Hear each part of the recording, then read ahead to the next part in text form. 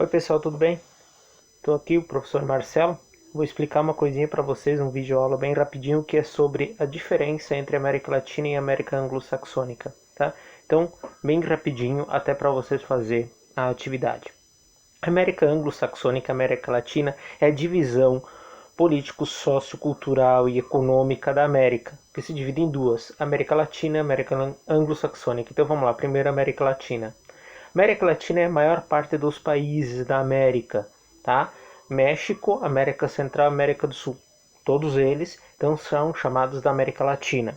A América Anglo-Saxônica apenas dois, Estados Unidos e Canadá. Só. Qual é a diferença? A primeira diferença é do idioma. A América Latina predomina então os idiomas de origem latina, que é o português, o espanhol, o francês, o italiano. Esses são os idiomas latinos. Na América predominou dois, que é o português e o espanhol. Por isso que esses idiomas são até parecidos. A outra, América Anglo-Saxônica, predomina os idiomas de origem saxônica, ou, no caso, germânico, que seria o inglês, o alemão, o norueguês, dinamarquês e por aí vai. Mas, basicamente, na América Anglo-Saxônica, então, o inglês. Existe, porém, exceções no idioma. Por exemplo, tem uma parte do Canadá que se fala o francês como o idioma oficial, que é na província de Ontário, no Canadá. E na América Latina também tem exceções, que alguns países têm o idioma predominante de origem anglo-saxônica, ou no caso inglês, como é o caso da Guiana, Jamaica, por exemplo, que tem o inglês como idioma principal ou oficial, e o holandês no Suriname, tá? Mas basicamente só essa daí, as diferenças ou exceções. A outra diferença é forma de colonização. A América Latina predominou a chamada colonização de exploração, que é o que? Primeiro, as diferenças básicas entre a colonização de exploração. Então vamos lá. Primeira coisa,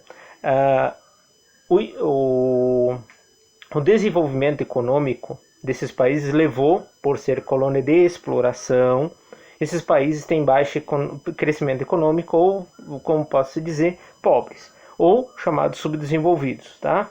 Enquanto a América Anglo-Saxônica, então, são países desenvolvidos. Outra diferença da forma da colonização, assim, de exploração e de povoamento. Exploração, vir retirar as riquezas. O mercado é para a metrópole, ou seja, para os países europeus. O trabalho é trabalho escravo.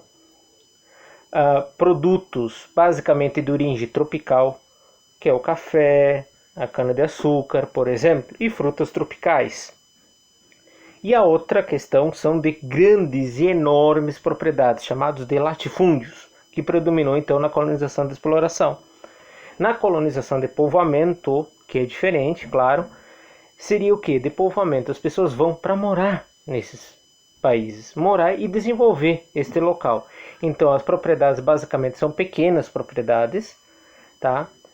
Produzem produtos para o mercado interno, ou seja, não é para vender para a metrópole, como que é da exploração, para eles é mercado interno, só para atender as necessidades do local, tá?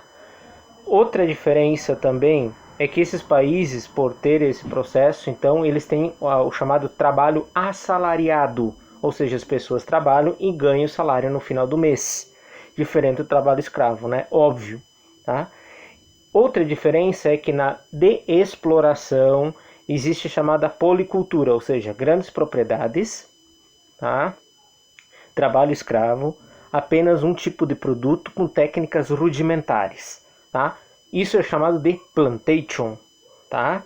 E são essas quatro coisas numa só, chamado de plantation. Em inglês se escreve plantation, né?